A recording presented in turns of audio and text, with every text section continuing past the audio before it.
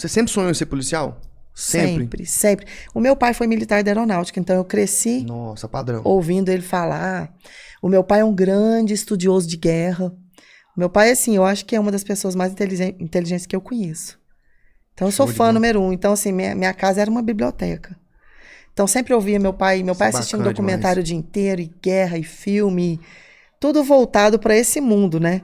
Aí não tem como escapulir, né? Você cresce com aquilo na cabeça, de que você vai mudar o mundo também, de que vai lá fazer a diferença. Mudar o mundo a gente não consegue, né? Mas até onde eu posso, eu sei que eu faço a diferença. Antes de entrar na Polícia Militar do Estado de Goiás, o que você fazia? Quem era a Tilma antes da Polícia Militar do Estado de Goiás? Cara, peraí. Bom, a parte engraçada é a parte séria, né? Teve uma época da minha vida que eu mexi com dança. Dança? Dança. Nada a ver, né? Não, tem a ver. Mas eu dançava pra grupos de música, assim, né? Antigamente tinha, né? As bandas tinham corpo de baile, né? Dupla sertaneja, tinha 3, 4 bailarinas dançando. Mais ou menos isso. E por uma época muito grande eu fiz isso na minha vida. Eu dancei. Recebia? Foi bom, sim. Era salariado? A gente viajava, era muito bom. E depois eu trabalhei na Secretaria de Educação aqui da cidade. De Araguari. De Araguari. Trabalhei na educação por um tempo. Trabalhei na oficina pedagógica. A gente criava material, produzia material para os professores darem aula. Material artístico, cultural, assim, o que eles precisavam de apoio, a gente produzia e foi muito bom. Você começou a trabalhar com quantos anos? Meu primeiro emprego mesmo? Primeiro emprego. 14 anos. Bacana. 14 anos eu pegava minha bicicletinha e fazia entrega em correio, trabalhava para a empresa do meu tio, que era a Antiga Cirúrgica Resende. Show de bola. Eu era tipo office boy, né? Office girl, né? Tá vendo, né, pessoal? Serviço de rua. Uma mulher com 14 anos trabalhando. E como é que era essa questão? Seu pai achava tranquilo? Porque eu falo assim, eu por mim, quanto mais cedo meu filho trabalhar, melhor é. Porque eu comecei com 9 e eu não morri. Eu só me desenvolvi. Ninguém morre disso, gente. Eu só me desenvolvi. Trabalhar, não. Eu só me desenvolvi como pessoa, trabalhando cedo. Então, assim, eu sou desses que sou a favor de quanto mais cedo começar a trabalhar. Lógico, a gente não tá falando de serviço pesado aqui, mas de ter responsabilidade, né? Sim. É bom pra pessoa, pro desenvolvimento intelectual da pessoa. Né? Moral também, ético da pessoa, né? Então, como é que era essa relação com seu pai? Seu pai achava tranquilo se eu trabalhasse nova? Tranquilo, até porque eu tava numa empresa que era de família, né? De família, Então, ele ficava preocupado, essa coisa de bicicleta na rua, né? Mas o trânsito em Araguari, hoje eu tô com 45 anos, isso foi nos meus 14, era bem tranquilo, bem diferente nessa época, né? Não era essa... Não era essa loucura, né? Eu creio que se fosse hoje, ele não deixaria. Não deixaria. Não deixaria, não. Show de bola. Então, desde pequena, já sonhava? Ele impôs alguma vez o sonho de ser policial? Ou não. Ele se contrapôs? Se colocou ao contrário? Meu pai foi sempre muito... Foi aquele paizão de conversar coisa comigo que a mãe não conversava, né? Minha mãe é esse pessoal, assim, de fazenda, né? Sistemático. Muito mais sistemático que meu pai. Meu pai já é aquele cara que ouve Bob Dylan, que gosta de Pink Floyd, né? Aquele cara todo assim. Então ele sempre foi muito claro, sempre me apoiou. Nos meus concursos ele me levava porque eu não passei de primeira. Eu passei no meu 3º concurso. É bom falar isso pra galera que gosta de desistir. Eu não passei de primeira, viu, gente? Não desiste. Eu fiz o 2º, eu passei no 3º. Então, assim, ele me levava em todos. E ele chegava cedo, ele ficava na porta da onde eu fazia a prova, dentro do carro, até terminar a minha prova me esperando. Que isso, hein? Ele sempre foi meu maior incentivador. Sempre foi. Que isso, hein? E pra galera que o pai não incentiva, você tem algum recado pra essa galera, pra esse pessoal que o pai chega, a filha fala pro pai que quer passar no concurso de polícia militar e o pai fala, não, minha filha, tem tantas profissões melhores. Eu sei que vai ter muita gente que vai estar ouvindo que o pai e a mãe... São quantas pessoas ao vivo aí, Arthur? A gente tá com mais de 100 pessoas ao vivo. Mais de 100 pessoas ao vivo aí, tá vendo? Tá. Quem não estiver ouvindo e vai ver depois, vai assistir esse podcast depois, deve ter muita gente aí que vai se identificar com essa coisa de que o pai e a mãe não quer que a pessoa entre para essa área. E eu entendo por quê, porque hoje tá muito... O Brasil tá muito louco, gente. Tá bagunça, né? As políticas públicas não ajudam, nós da segurança pública não nos ajudam. A mídia, principalmente, nos detona e nos implode a todo momento. Então, assim, é muito pesado pro pai e pra mãe entender que o filho vai entrar para aquilo ali e pode não voltar vivo para casa um dia, uma hora ou outra, né? e que o filho vai ser alvo de toda aquela crítica que o pai e a mãe costumam ouvir todo dia nos noticiários, né? Então, assim, mas não desistam. Lá na frente, vocês vão conseguir provar isso pros pais de você que dá certo. Foi 3 tentativas. 3. Na primeira vez que você tentou passar e você não passou, qual foi o sentimento? Foi um sentimento de fracasso? Foi um sentimento de, eu vou desistir, vou tentar outra coisa? Ou como era sonho, foi um sentimento de, não deu agora, eu vou fazer até passar. Como é que é? Juntou tudo. Era um sonho, eu queria tentar de novo, mas eu ficava, porra, eu não vou passar. E por que não passou? Você lembra? Olha... Foi redação? Foi alguma matéria específica? Foi alguma falha na técnica de estudo? Não, redação me salvava, inclusive. Eu acho que foi a questão de exatas, foi matemática. Foi isso aí que me derrubou, porque eu nunca foi meu forte. Sempre era algo que eu tinha que estudar mais do que o restante. Agora, português para mim sempre foi bom, a redação para mim era ótima, mas eu tinha que primeiro fechar ali, né? Porque a redação só é corrigida depois dos 50%. Então, matemática era ali, ó. Foi pauleira. Sempre era a matemática. Sempre era. E seu pai, ao ver as reprovações, não te impediu, falava, vamos tentar outra coisa, minha filha? Pelo contrário, ele assinava na época Estadão, Folha de São Paulo, e aí vinha a parte de concursos abertos no Brasil, ficava tal. Olhando. Ele falava pra mim, olha aqui, ó, concurso lá em tal lugar, quer ir? Vamos, eu te levo. Olha só, cara. Ele teve uma época que tinha concurso pro bombeiro. A gente chegou aí a Cabo Frio, foi uma coisa assim, eu sei que tinha concurso para bombeiro lá. E ele falou, você quer ir? Você quer fazer o concurso lá?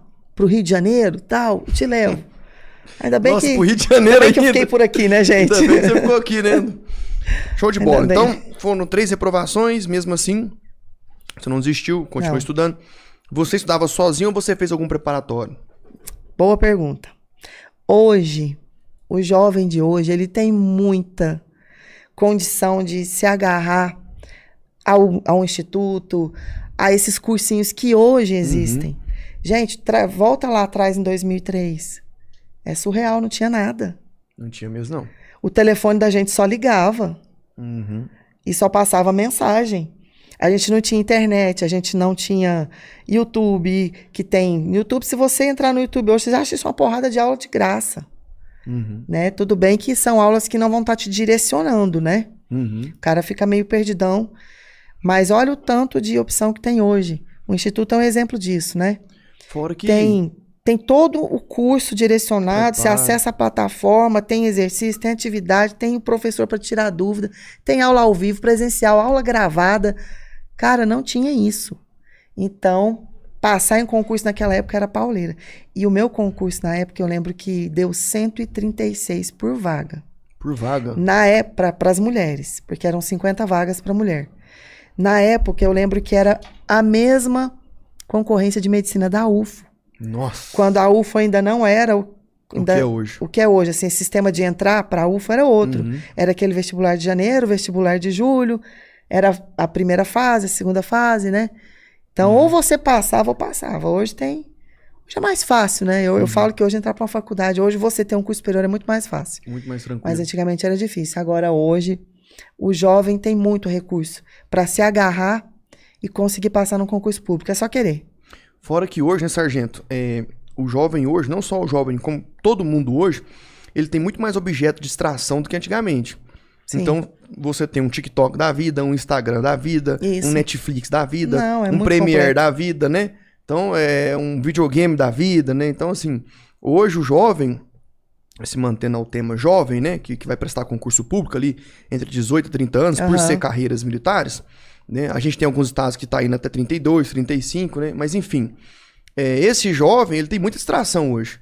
O trabalho hoje, às vezes tem que trabalhar mais, é mais dobrado. Hoje, a grande maioria, né, das mulheres aí estão trabalhando junto com os maridos, né. Eu não falo de mulheres concursadas, eu tô falando de mulheres seletivas, seletistas mesmo, que é iniciativa privada, então estão trabalhando também para ajudar o marido para conseguir pagar as contas. Então você tem hoje um número maior de objetos de distração, né? Então é óbvio que hoje ele vai precisar de um preparatório, né? Eu, por exemplo, quando eu passei no Polícia Militar, eu não usei preparatório, mas eu já estudava, eu já sabia estudar.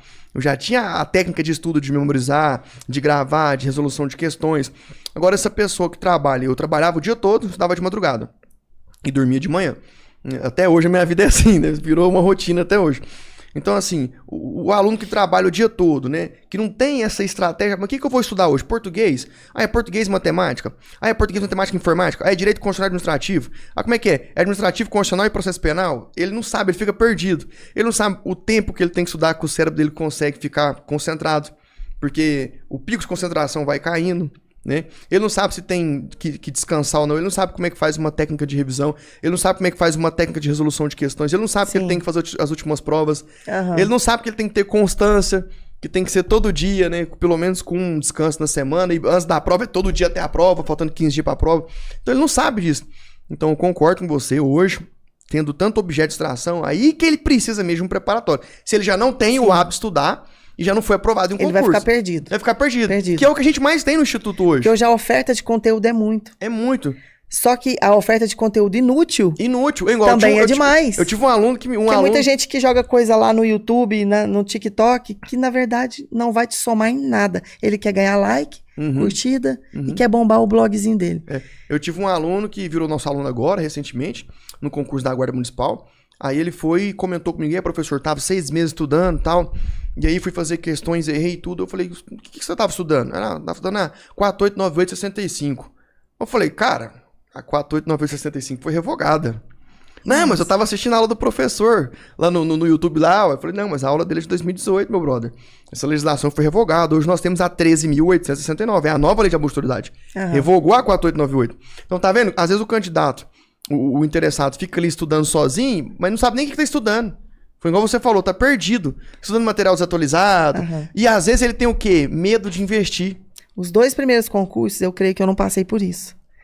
Porque eu estudava sozinha, então era aquela coisa, assim, eu não tinha um foco ali, o que devia ser feito hoje, amanhã. Eu estudava conteúdos até 3 da manhã, mas nada era direcionado. E aí pro meu terceiro concurso, que foi quando eu passei, eu fiz um cursinho em Uberlândia. Era o único que existia na época. Eu não lembro o nome. Era um que eu ia de ônibus, eu pegava o coletivo aqui em Araguari, eu parava no terminal central e só descia a rua, assim, ó. Ficava do lado direito. Era alguma coisa com M. BMW? Não. Acho que era uma coisa assim, viu? BMW? Ele era bem antigo. BMW concurso? Ele nem deve existir mais. Não sei. Porque o ICL é bem antigo, fica ali em cima do batalhão, 17º ali. Não. Pessoal bacana era também. perto do terminal. Não. E eu lembro que ele era um cursinho que ele era direcionado para a Polícia Militar de Minas Gerais. Específico, né? Específico para Minas. E eu falei, vai nesse mesmo. E eu vou fazer o concurso de Minas e o de Goiás. E aí eu pego só a matéria de História de Goiás e estudo a parte. Geografia, História, Geohistória. Mas a matemática, o português, o que eu vou ver aqui vai servir para Goiás também. Vambora. Então, assim, um cursinho me direcionou. Naquela época, em 2003. Foi quando eu passei.